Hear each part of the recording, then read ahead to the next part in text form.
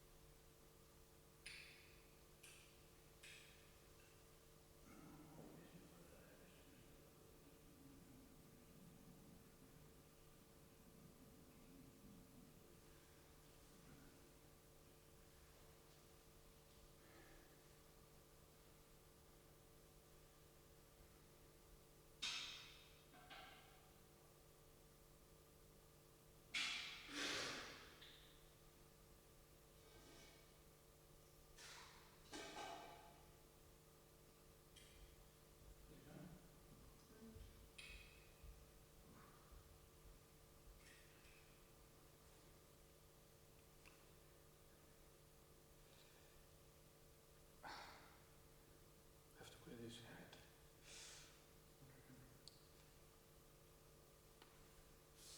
Yeah. Oh. It's a staph infection. Fungus. Huh? Is it fungus or bacteria? Bacteria. Yeah,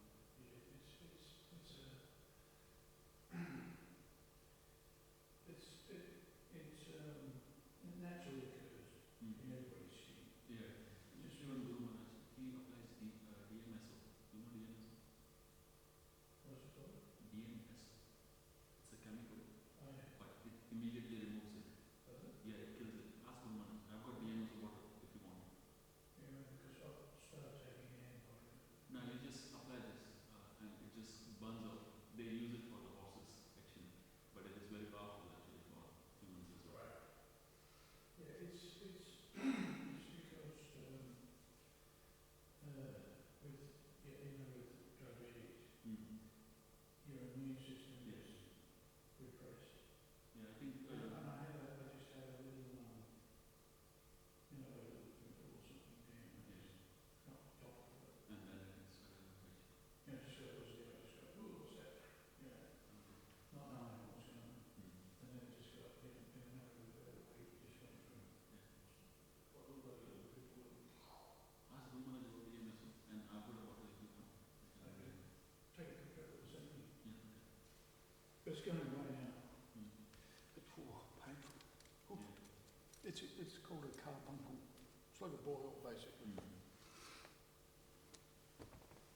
It caused me a lot of suffering this week, I tell you. Oh, man. Anyway. Come in.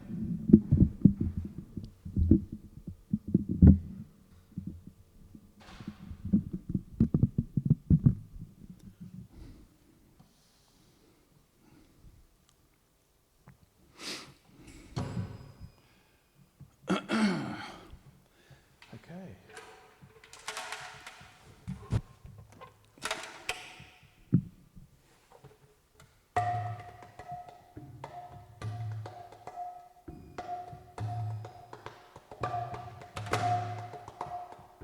Jaya Radha Madhava Kunja Bihari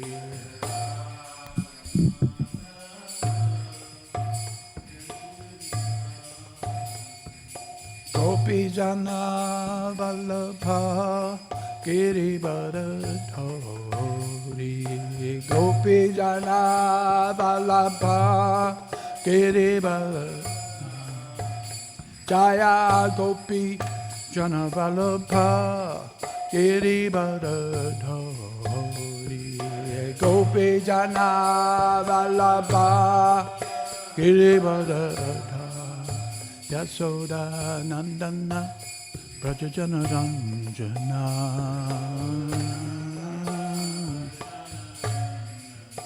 Yasoda Nandana Prajajana Ranjana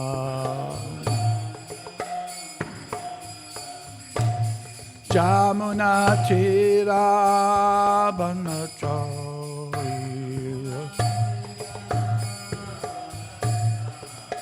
Jamuna Tira Banachari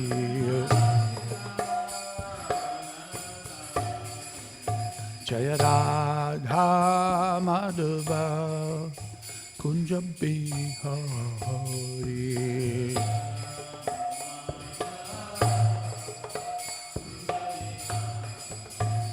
Jaya Radha Madhava Kunja Bihari Madhava Kunja Bihari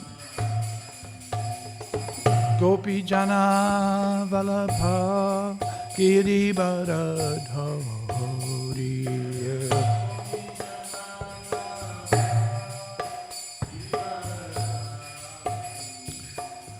Gopi Jana Vallabha Girivardhari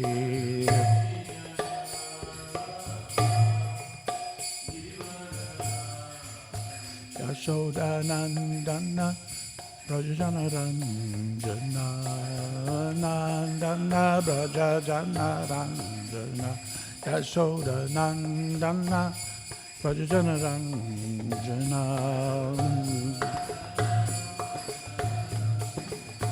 Jamuna Chira Banachari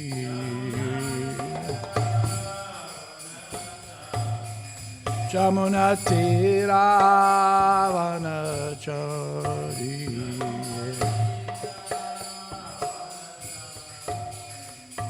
Jaya Radha Madhava Kunja Bihari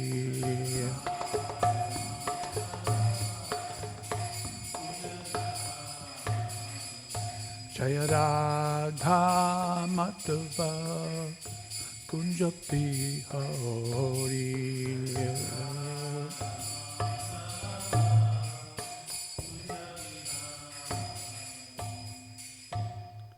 Jayam Vishnupada Paramahamsa Parivajikacharya Asto Tarasati Śrīmad His Divine Grace A.C. Bhaktivedanta Swami Maharaj Srila Prabhupada Ki Anantakoti Vaishnava Vrinda Ki. It's loud enough. Well, there's only two of us here, so. Oh, okay. All right, if you need to turn it up. Namacharya Shil Haridas Thakur Ki Prem Sigaho Sri Krishna Chaitanya Prabhu Nityananda Sri Advaita Gadadhara Shiva Sadi Gaura Bhaktivedanta Ki Jai Sri Sri Radha Krishna Gopi Gopinath Shyama Kunda Radha Kunda Giri Govardhana Ki Sri Vrindavan Dham Ki Sri Mayapur Navadvip Dham Ki Sri Purushacham Chitra Ki Sri Gangamai Ki Jai, Sri Jamunamai Ki Jai, Bhakti Devi Ki Jai, Tulsi Devi Maharani Ki Jai, Harinam Sankirtana Ki Jai, Nitai Gaura Premanandi. Oh, glories to the assembled devotees. Oh, glories to the assembled devotees. Oh, glories to the assembled devotees. Oh, glories to Sri Guru and Gauranga. Oh, glories to Srila Prabhupada. Namo Mishvaraya Krishna Smati Pradijampa Namane Namo Mishvaraya Krishna Smati Bhaktivedanta Swami Namane Namaste Saraswati Devi Gauravani Pacharane Nivasesha Sunyavadi Paschachate Satane. Om Namo Bhagavate Vasudevaya. Om Namo Bhagavate Vasudevaya. Om Namo Bhagavate Vasudevaya.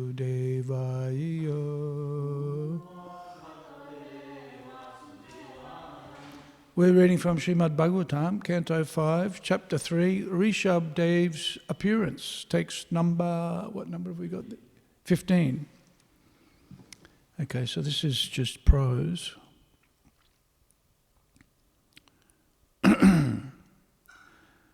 Yad uha vava tava punar adhabrakarta iha samahutas tatrata diyam mandanam nastad yad helanam deva harsi samyena sarvan prativodhum avidusham. With word yat, because. Uha vava, indeed. Tava, your. Puna, again. Adhabraha kartaha, O Lord, who performs many activities. Iha, here, in this arena of sacrifice. Samahutaha, invited. Tatra, therefore. Artadiyam, who aspire to fulfill material desires. Mandanam, not very intelligent. Naha, of us. Tat, that. Yat, which. Deva helanam, disrespect of the Supreme Personality of Godhead. Deva, Lord of Lords. Ahasi, please. Samyena, because of your equipoised position. Sarvan, everything. Prativodhum, tolerate. Avidusham, all of us who are ignorant. I put the all in, but in the wrong place. I got it all right, but in the wrong order. Of us who are all ignorant. O Lord, you perform many wonderful activities.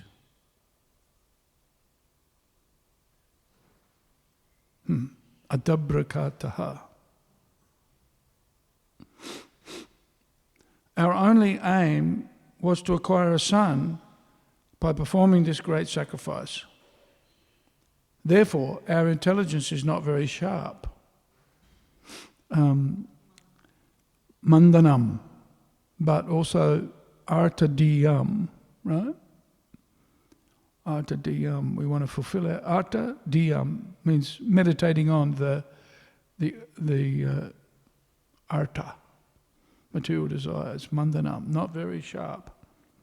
We are not experienced in ascertaining life's goal.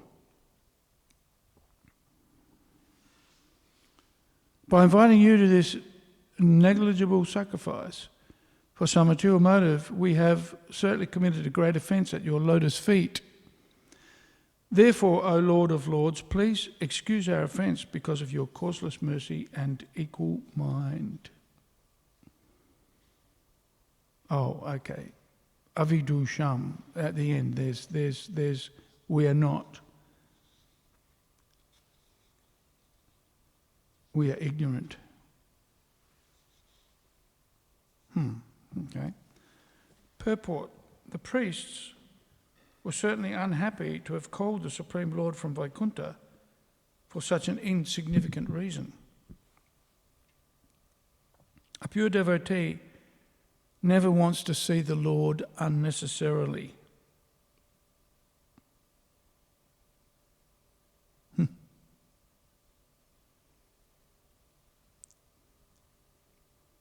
The Lord is engaged in various activities, and the pure devotee does not want to see him whimsically for his own sense gratification. The pure devotee simply depends on the Lord's mercy. And when the Lord is pleased, he can see him face to face. The Lord is unseen even by demigods like Lord Brahma and Lord Shiva. By calling on the Supreme Lord, the priests of Nabi Maharaj proved themselves unintelligent. Nonetheless, the Lord came out of his causeless mercy. All of them, therefore, wanted to be excused by the Lord. Worship of the Supreme Lord for material gain is not approved by authorities, as stated in Bhagavad Gita, chapter 7, text 16. Chaturvidha bhajante mam, janaha sukritino arjuna, ato jigyasur artarti, gyanicha bharatarshubha. O best among the Bharatas, Arjuna, 4 kinds of pious men render devotional service unto me: the distressed, the desirer of wealth, the inquisitive, and he who is searching for knowledge of the Absolute. Initiation into bhakti begins when one is in a distressed condition, or in want of money, or when one is inquisitive to understand the absolute truth. Nonetheless, people who approach the Supreme Lord in this way are not actually devotees. They are accepted as pious, sukritina, due to their inquiring about the absolute truth, the Supreme Personality of Godhead. Not knowing the various activities and engagements of the Lord, such people unnecessarily disturb the Lord for material gain. However, the Lord is so kind that even though disturbed, he fulfills the desires of such beggars. The pure devotee is anyabhilashita shunya. He has no motive behind his worship. He is not conducted by the influence of Maya in the form of karma or jnana. The pure devotee is always prepared to execute the order of the Lord without personal consideration. The Rit Vija, the priests at the sacrifice, knew very well the distinction between karma and bhakti. And because they considered themselves under the influence of karma, fruitive activity, they begged the Lord's pardon. They knew that the Lord had been invited to come for some paltry reason.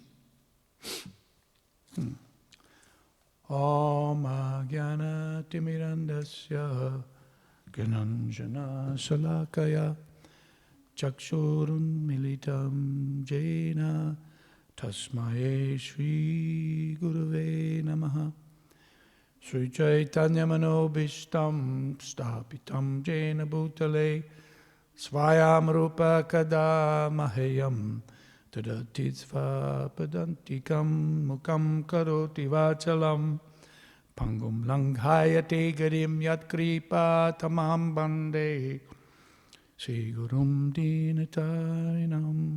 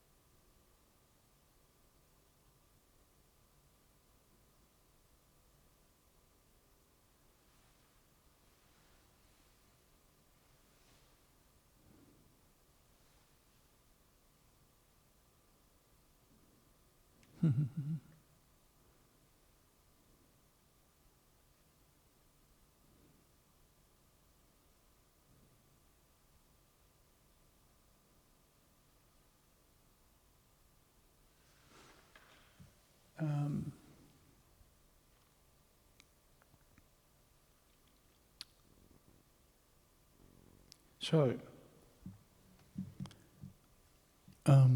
we can just imagine the potency of the Ritvija,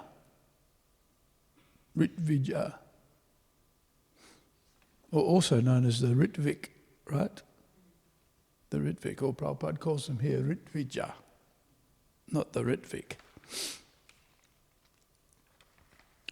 The Yajaman, the man, the person, the individual who's sponsoring the Jagya, the person who's doing the Jagya, and the Ritvik is the person who acts on behalf. So Maharaj Nabi is performing this sacrifice, and the Lord has appeared. But the priests were feeling embarrassed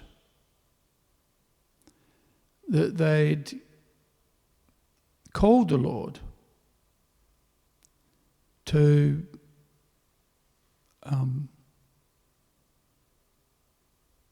bestow his blessings upon Maharaj Nabi in the form of a son.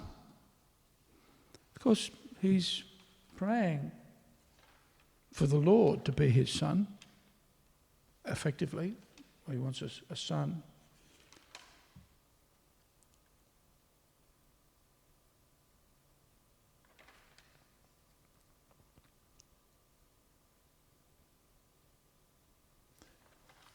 So the qualities of the Ritvija is unique in that even though they're praying on behalf of, they're performing the Jagya on behalf of Maharaj Nabi, and they're doing so for what ostensibly appears to be a material purpose. They're sufficiently advanced enough, which means, quite elevated persons, because the Lord has appeared before them, right? So they're not, and they're also very humble, right? Very humble. And they're submitting themselves before the Lord with prayers and humility, and they're somewhat embarrassed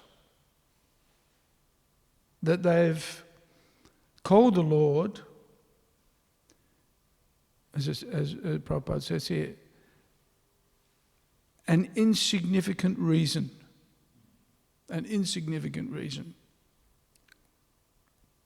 Although it must be it must actually have pure intent, because Maharaj Nabi wants a son as good as the Lord, so effectively he wants the Lord as his son.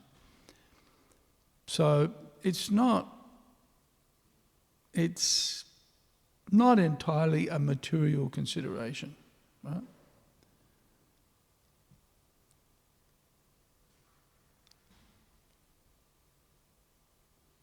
But they're presenting themselves as insignificant. And then Prabhupada makes this very significant point right at the beginning of the purport. A pure devotee never wants to see the Lord unnecessarily.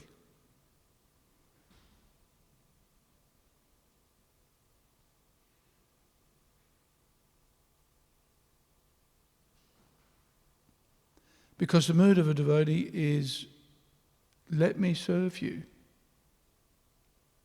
Let me serve you. Let me not inconvenience you. Let me be your servant. Whatever you want, I will do. Not whatever I want, you will do. And of course, we were discussing this the other day. The mood of a devotee is such that he doesn't pray to Krishna for benefits for him him or herself. We consider it pious that a person goes to church or goes to the temple and submits themselves before God. But very often they're going to pray for themselves, effectively. Right?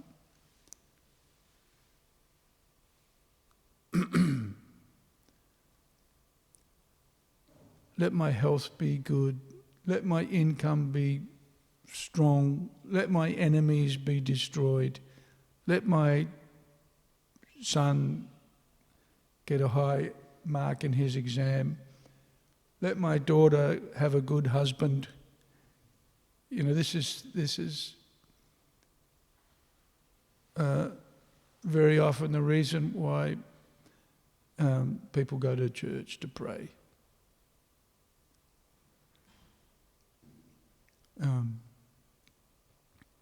And Prabhupada mentions that here. This is the beginning of devotion, actually. Interesting. Prabhupada says this is the beginning of devotion. Initiation into bhakti. This is a pretty amazing statement, right? Initiation into bhakti begins when one is in a distressed condition or in want of money. This is the beginning of bhakti. Or when one is inquisitive to understand the absolute truth. But then Prabhupada says, nonetheless, people who approach the Supreme Lord in this way are not actually devotees. Interesting. Interesting. In that, at least there's the understanding that without the sanction of God, nothing happens. Right? There's an appreciation of the majesty of the Lord, of the Supreme Person. Right? So in that sense, bhakti starts, because there's an appreciation that it's not by my efforts that I'll be successful. It's only by the mercy of the Lord that I can achieve anything. So this is the beginning of bhakti. But at the same time, Prabhupada says, not a devotee. Because the devotee thinks Nadanam najanam nasundarim kavitam va jagadisha kamaye mama jamani ishvare bhavatad bhakti hoitiki twaye. Let me serve you. I don't want any money, I don't want any followers, I don't want any beautiful women. That's usually, even though Prabhupada says this is the beginning of bhakti, looking for some benefit, praying, coming to the temple, honouring God, but praying for some benefit for oneself is the beginning of bhakti because of that appreciation of the higher authority of God. Still, they're not considered a devotee because of that personal motivation. And the mood of a devotee is, let me be your servant. What is it? Even if he handles me roughly by his embrace, right? Even if he handles me roughly by his, or makes me broken-hearted by not being present before me. This is the mood of, we see this mood characterized by Lord Chaitanya and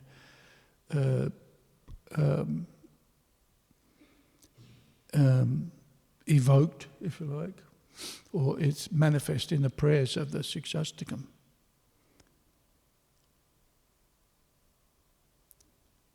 Janmane Janmane Ishvare Bhavatad Bhakti Hoitiki Tvai. Let me be your servant life after life. But I'm not interested. So this is quite a clear distinction.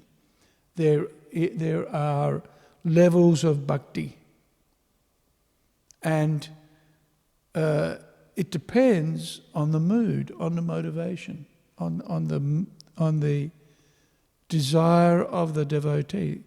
like Prabhupada explains, that the activities don't need to be stopped. Our activities what we do, we shouldn't stop. Each one of us has we will act, we will desire.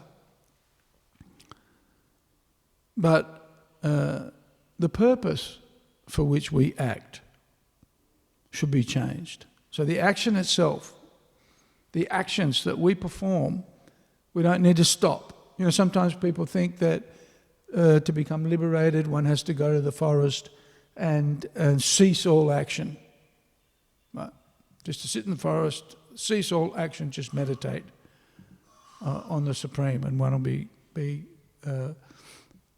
one can become liberated. But it's very interesting.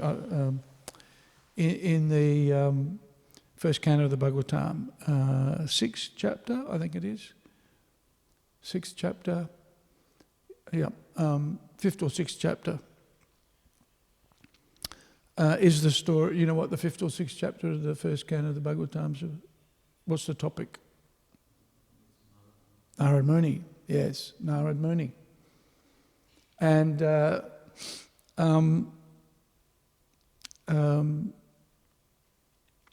Prabhupada in the purports explains that going to the forest is in a mode of goodness, right? And usually the notion of a yogi or a person seeking liberation is one who retreats to the Himalayas, right? Goes to the forest and just performs their meditation. But Prabhupada explains that going to the forest is like going is in the mode of goodness, because the lower modes of material nature are ignorance and passion. And then goodness. But Prabhupada says that even the mode of goodness needs to be transcended, right?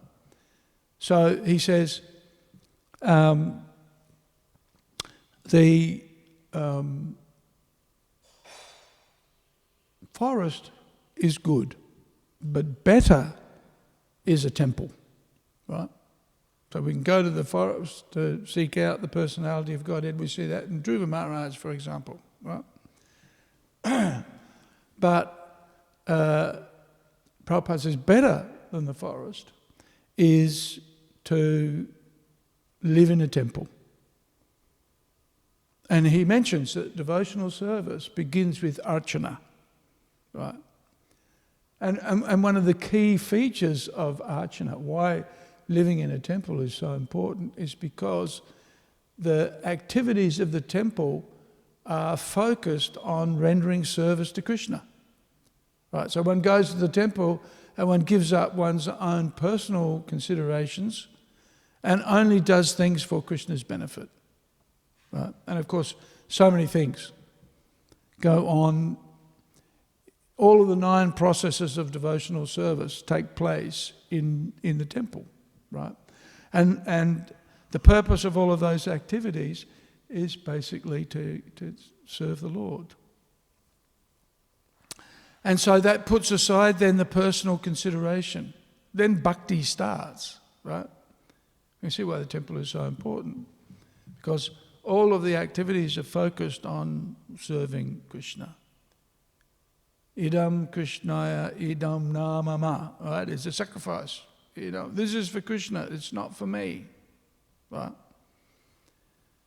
So this is why the priests they understood the purpose of yajna is for the pleasure of the Lord. And so they're embarrassed by this mood of wanting something, worshipping the Lord, desiring something for themselves, which is what most people do. Most people do when they come to the temple. They come to the temple and they pray to Krishna, please, fulfill my desires. Right? And Prabhupada says that's the beginning of bhakti. But they're not devotees. Right? Whereas when one comes to the temple and picks up on the mood of the devotee, of the true devotees, right? That going to the temple is for the pleasure of the Lord, and that I should serve Him, then that's really when one becomes a devotee. And so the level of bhakti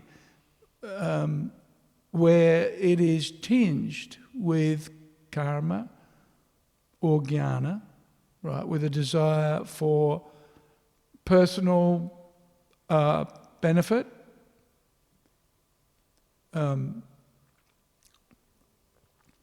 or the accumulation of knowledge, jnana, right?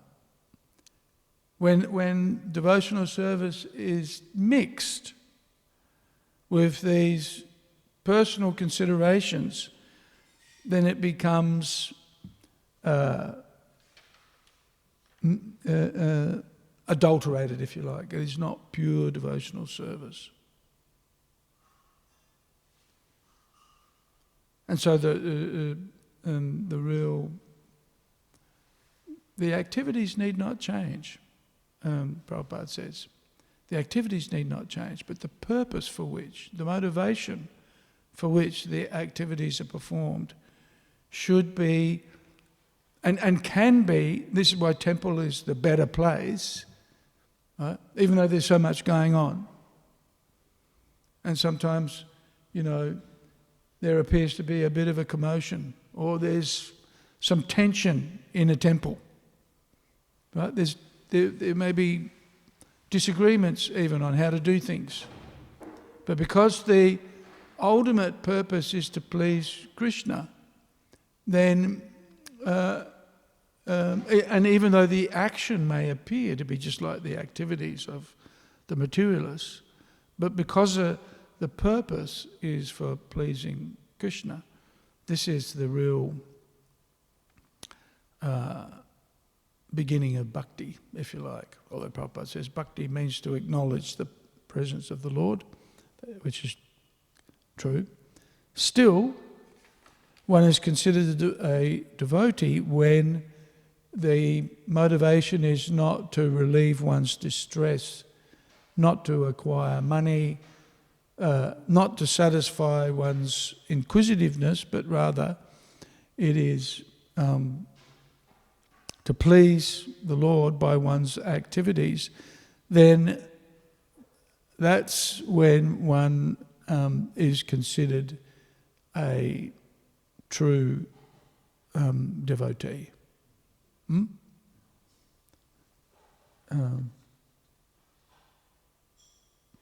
So it is interesting. The beginning, the initiation is when one recognizes the supremacy of the Lord.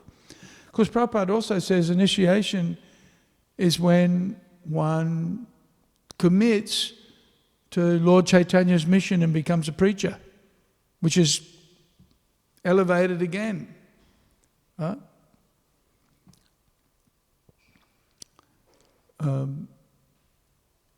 The mood of a pure devotee is to pray to the Lord for the benediction of being able to help others come to their senses and come to a realization of who they are. This is the motivation behind the Sankirtan movement.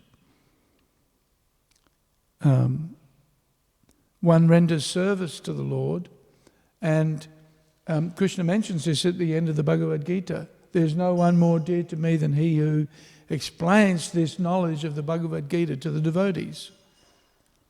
So the elevated devotee, one who's most dear to Krishna, is one who brings others to Krishna. This is the mission. This is the mission of the Lord, is to bring everyone to the point of surrender. And interesting here, the Lord is equal to all in this regard. And that's the priests, Maharaj Nabi's priest. What is it? Samyena Saravan Prativodhum Avidusham. All of us who are ignorant. Yeah. The Lord's equal to everyone.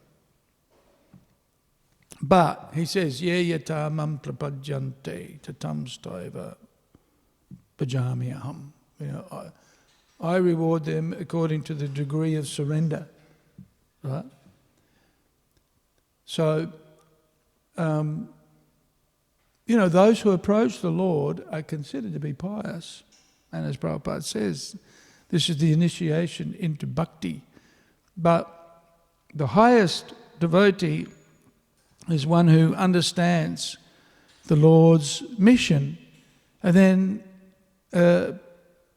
pursues those efforts, those endeavours, or performs those efforts and endeavours that are most pleasing to the Lord. And so the Lord sees service to others higher than service to himself. Right? We see that in Jagannath Puri, when Lord Chaitanya was performing his Sankirtan pastimes and his pastimes at the Rath Yatra, and the devotees from Bengal, from Navadvip, were coming every year to spend their time with Lord Chaitanya in the Chaturmasya season, right? And after a few years, Lord Chaitanya had an intimate conversation with Lord Nityananda, right? And everybody was curious. What is Lord Chaitanya discussing with Lord Nityananda? And Lord Chaitanya had been very thoughtful and very meditative before his conversation with Lord Nityananda. And in that conversation, he told Lord Nityananda, next year, I don't want you to come to Jagannath Puri. Now, how that must have broken the hearts of the devotees, right? But he said, I want you to continue preaching. This was more pleasing for Lord Chaitanya.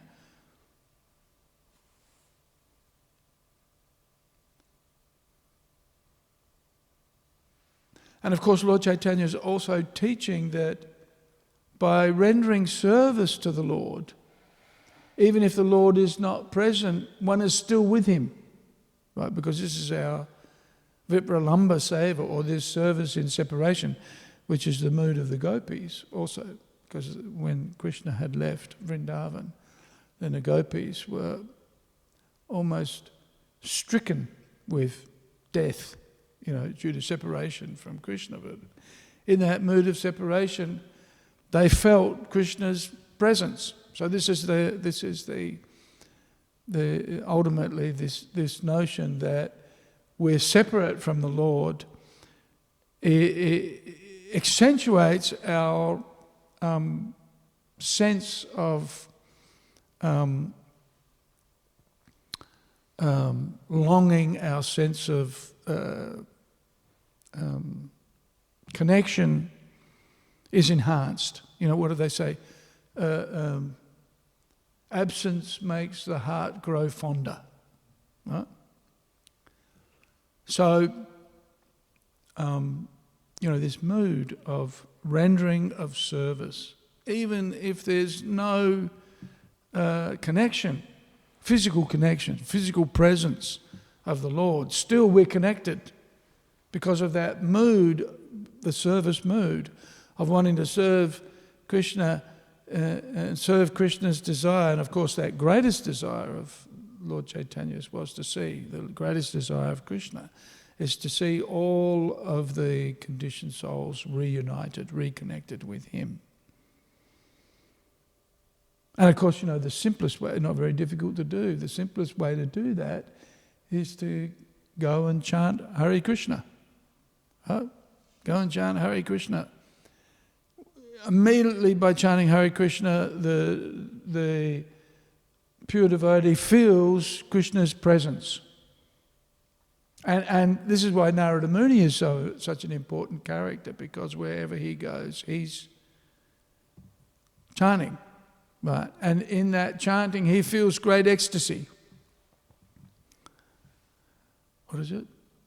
Narada Muni bhajai vina radhika ramana namine. This is that song. And in the early days in New York, the devotees wrote, was it Hayagriva or somebody wrote that song, Narada Muni is a transcendental spaceman. And I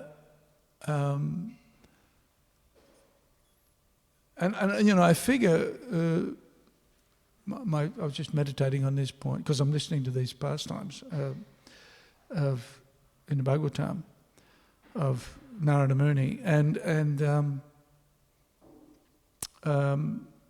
the devotees, the only books that they would have been reading at that point in time would have been Prabhupada's Bhagavatams, right?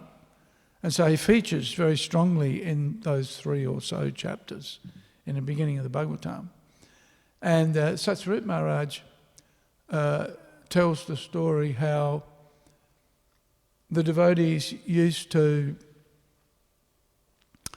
find various Gita Press versions of different literatures and so forth, and they would bring them to Prabhupada. And, Prabhupada would tell them, this is okay, or this isn't okay, because, not all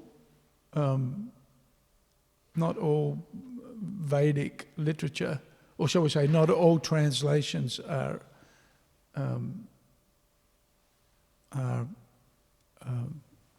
from the Bhakti school. Very often, many of these translations were done by the people by followers of the impersonalist philosophy. But anyway, the devotees had found a copy of the Narada Bhakti Sutra, right? And showed it to Prabhupada, and Prabhupada said, yes, this is good, right? And then Satsvarupa Maharaj asked Srila Prabhupada if he would translate it, if he would do his own commentary. There's 83 verses. And Prabhupada started to translate the Narada Bhakti Sutra. But at the same time, Srila Prabhupada was working on the teachings of Lord Chaitanya.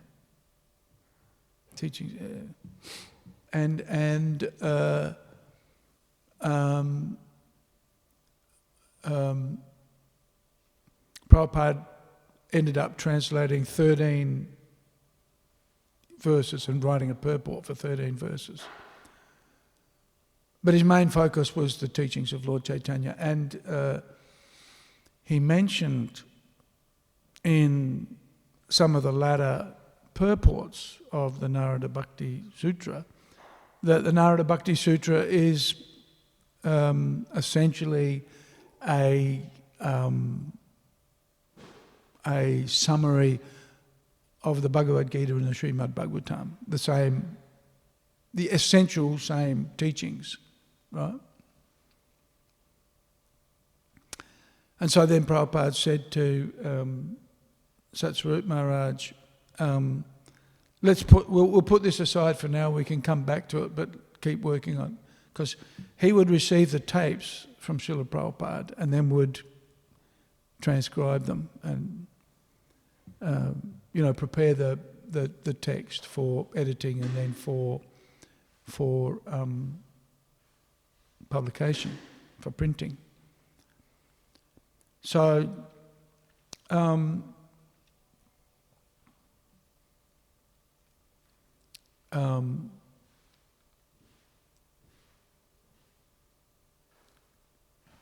we can see the context in which Narada Muni was prominent in the minds of those devotees.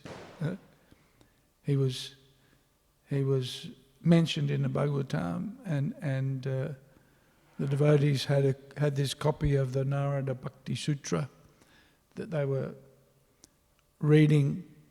And of course, Narada Muni is the epitome of bhakti. He's one of the greatest preachers, one of the greatest devotees, and he's always chanting Hare Krishna. Right? So, a great exemplar for us.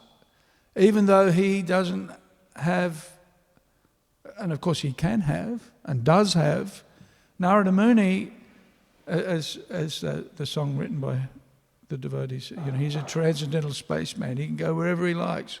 So he can go to the spiritual world, he can go to the material world, he can go anywhere. But what does he do? He goes anywhere and everywhere to preach.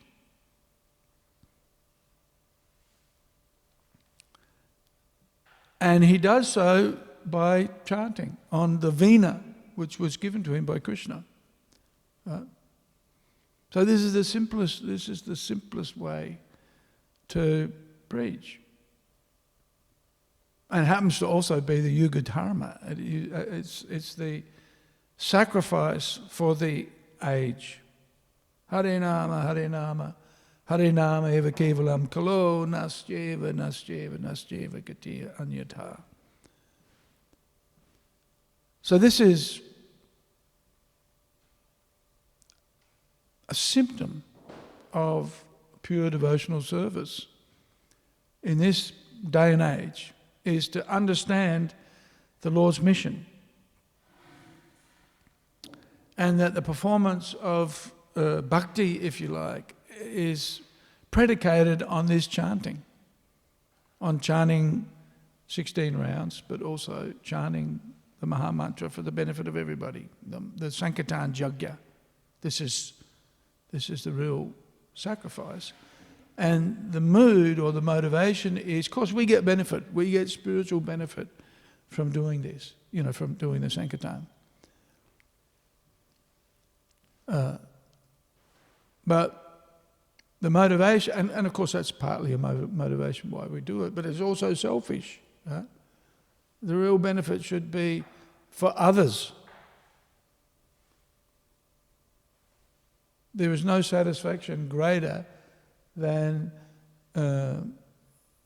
facilitating the happiness of others. In other words, the service is rendered not for one's own happiness, but for the happiness of others. And so the pure devotee prays, whatever difficulty, whatever problem, whatever trouble, I'll accept it happily if it makes you happy.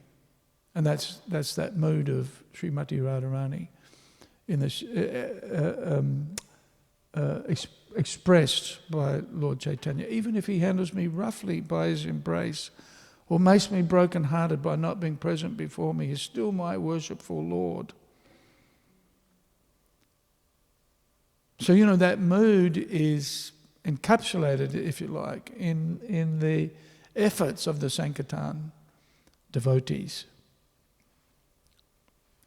Book distribution is echoes that same mood. Prabhupada called the book distribution the Brihat Mridanga, right? The greater Mridanga, because the kirtan can be heard, a block or two away, right? But a book can keep on preaching wherever it goes. Very powerful. So Prabhupada encouraged book distribution and also Prasadam distribution. Because chanting the holy name is powerful because for the chanter, for the devotee who's chanting Hare Krishna, he or she is being purified. But also those who hear the sound vibration, it's the beginning of their bhakti, because they're rendering service to the Lord by hearing. And this is the beginning of devotion. Sravanam, Kirtanam, Vishnu Smaranam, right? So the ostensibly non-devotee becomes a devotee by rendering service through hearing. Right? And even may be disturbed by that. Oh, you Hare Krishna's this and Hare Krishna that and Hare Krishna the other thing. Right? But then they're chanting. They've heard, now they're chanting. And gradually being purified. And then remembering as a consequence. And we know that. When in the 80s and the 90s, people often ask us, why aren't you chanting? Why don't you come and chant? We miss you. So this is such a simple process, such a consummate process of bhakti, the chanting of Hare Krishna. So simple, but yet so powerful.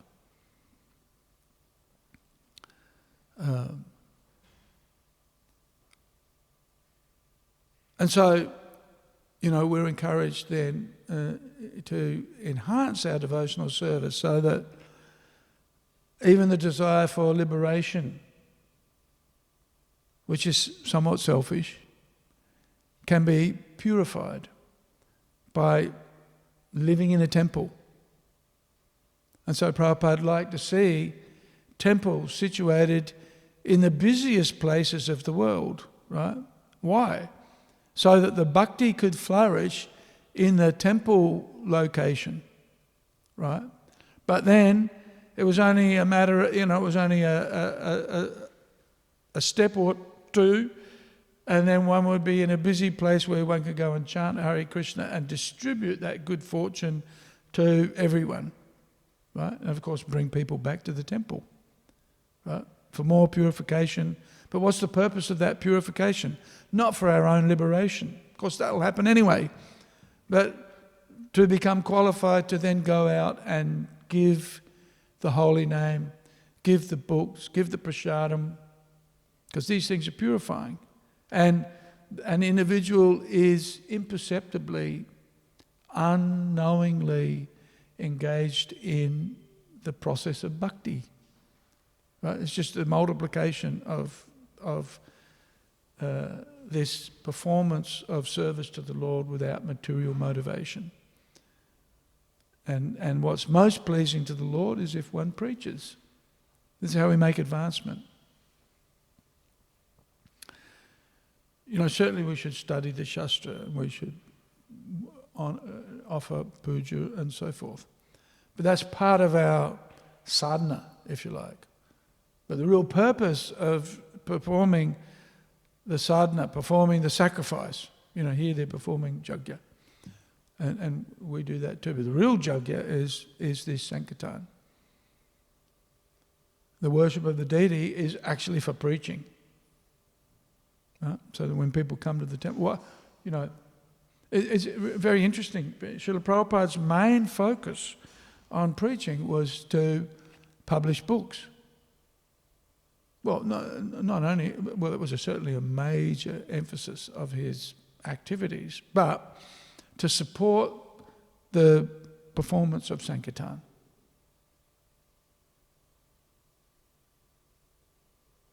But then at the same time, Srila Prabhupada established temples all over the world. Prabhupada says book distribution is more important than temple worship, right?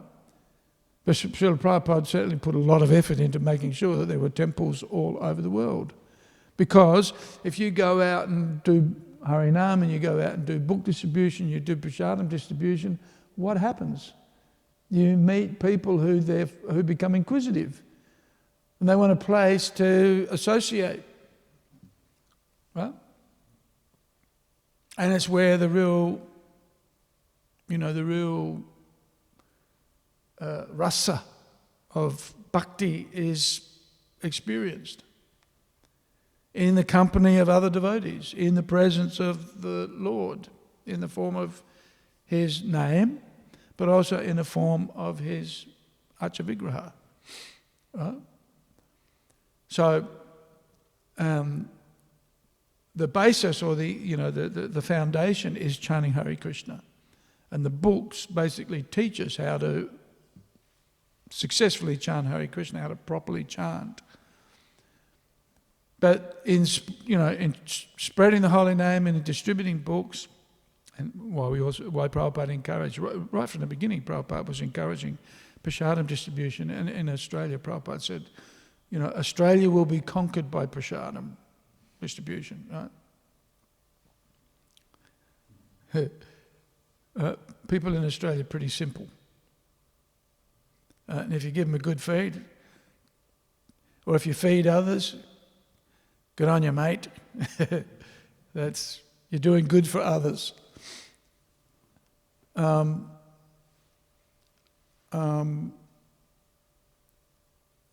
Those activities will bring people back to the temple.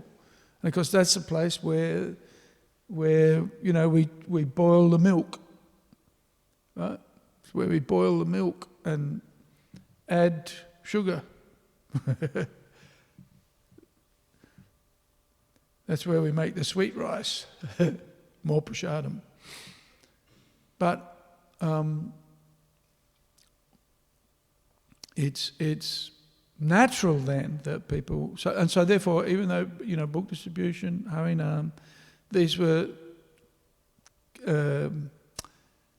key planks, in Prabhupada's platform for preaching. The temples also, and temple worship or temples may be considered less important, right? But still, ultimately, that's the focal point of an ISKCON community, right? Because it's where then people can come for Sangha, for Sadhu Sangha, and in that associate, one can fine-tune one's meditation. Savaimana Krishna Padara Vindayo Vachamsi Vaikuntha Gunanovanane Karo Hare Mandira, right? Karo Hare Mandira Marjanadi Shu. Come to Lord Ambarish Maharaj went to the temple and then cleaned it, right? But Vachamsi Vaikuntha Gunano, so he would hear the talk, would engage in the descriptions of Vaikuntha, right? Always thinking of Krishna, always talking about Krishna, right? And so that's really what we're doing now. And at festivals, we have kirtan and we hear philosophy. We worship the Lord. You see, this is a feature of our festivals, right? We do an abhishek, kirtan, Shastra, Archanam, right? Worship of the deity. And then what do we do? After we've done the puja, what do we do? We've had kirtan, we hear some philosophy, we worship the deity, then what do? Prasadam. And prasadam is actually part of deity worship, right? It's honouring the remnants of the archanam, or it's part of archanam, right? Honouring the remnants of the food that's been offered to Krishna. And then what do we do after that? After we've had prasadam, what do? We associate. We associate with the devotees. Huh? Yeah. Then we go and take rest. Then we get up and do it all over again. Right? And that makes a preaching community where we want to share that experience. We have the ecstasy, if you like, of we get to taste the amrita, right? Purnamrita svardanam. The nectar of the Sankirtan Yajna is to do all of these activities. And one feels the burden of material existence just dissipates like fog when the sun rises. You know, although the sun's probably, we're not going to see the sun today probably by the look of it.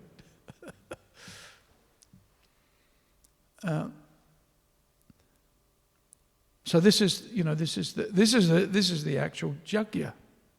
Of course, you know, we've got the pandemic and everything's upside down at the moment, but gradually it'll settle down. So, you know, doing Sankirtan is perhaps not the most practical at this point in time. Although there are those who would argue that, you know, we should be prepared to do Sankirtan until we die, you know, but there are others who say, no, just be sensible, wait. The performance of Sankirtan now is more than likely going to upset people. It's good, there's obviously no loss in doing Sankirtan, but, you know, I got a letter on Wednesday or Tuesday or Wednesday from one of our neighbours complaining about the devotees who are doing Sankirtan and they're not wearing their masks, right? And so people, when they see others not wearing their masks properly, you know, they just think, what's wrong with, you know, this is just selfish behaviour, you know. The risk of getting infected oneself or affecting others, it's not worth it. Let's just wait until we've mitigated that risk.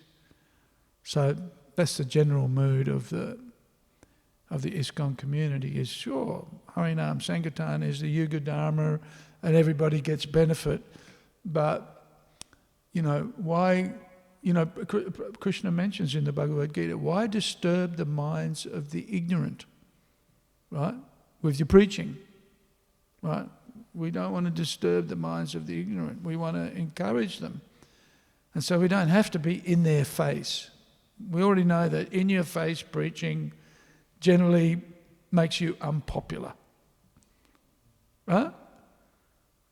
Sarvadhamam parityajya mamekam sharanam braja. Right.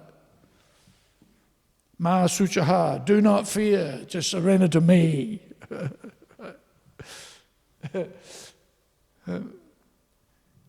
Sure, you know, chanting Hare Krishna is bliss. We know that. But it requires a little bit of intelligence to preach Kala Desha Patra. And the devotees in the 70s soon found out that in-your-face preaching makes enemies. Doesn't make friends, makes enemies. Right? More constructive and more potent, actually, is that which doesn't look like preaching. You know, I was asked the other day, giving on Saturdays, I've been doing a Upanishad class online, and the devotees were asking me, younger devotees were asking me, how do we deal with parents? Right? How do you deal with parents? You know, how do you preach to your parents? And I said, well, from my experience is you don't. See, the mood of a parent is to tell the son or the daughter what to do. That's their tattva, right? That's the tattva of parents. Children don't tell parents what to do. If you want to get in a fight with your mum and dad, especially your dad, but also your mum, then go and tell them to chant Hare Krishna. Right? But what's more potent is just by them, anybody really, seeing the effects of what chanting Hare Krishna does to you. Right. That's more powerful. Isn't it? That's much more powerful. When the parents see what they're... Because, parents always want the best for their children. Right? They always want that. And they want to see their children manifesting good qualities and being happy. Right? And so when they see... This happened to my mum said to me, 10 years. When I first rang up my mother, I told her, when Achincha and I moved to Melbourne and we were living in the temple, and it was 2 weeks later, and I rang my mum and I said, I'm living in the Hare Krishna temple now. Hadn't discussed it with her at all, just left. Just a few weeks before we left, I introduced my girlfriend of 4 years to my parents. It was the first time I'd taken Achincha to met my mum and dad. And then 2 weeks later, poof, gone. Right. So I rang up. Mum and dad knew what I was doing. And they also knew Achincha because, my mum taught in the high school that we went to, and she... Achincha was one of the school prefects in Portugal. So my parents knew my wife and the family. So anyway, I ring up my mum and I say, Mum, I'm living in the Hare Krishna. And she goes, oh no, you sound like a parrot already. And I said, Mum, I haven't said anything yet. What are you talking about? But then 10 years later, my mother said to me, she said, I was embarrassed that my son became a Hare Krishna, but then I was embarrassed because I didn't know why I was embarrassed. So, my parents saw that I was doing, if I'd become an Anglican priest, they would have been very happy, but they saw that I was doing exactly the same things as a devotee. And they saw the change in my character. And I learned it very early on in the piece. Don't preach to your family, they'll dislike you. So anyway, chant Hare Krishna, distribute books, give people prasadam, and just be normal. Be friendly. They'll get it. They'll work it out. Okay, Hare Krishna. Śrīmad Bhāgavatam, Kantaraj Śrīmad Bhāgavatam ki jai, Srila Prabhupada ki jai, Gaura Bhaktivinoda ki jai, Hare Krishna.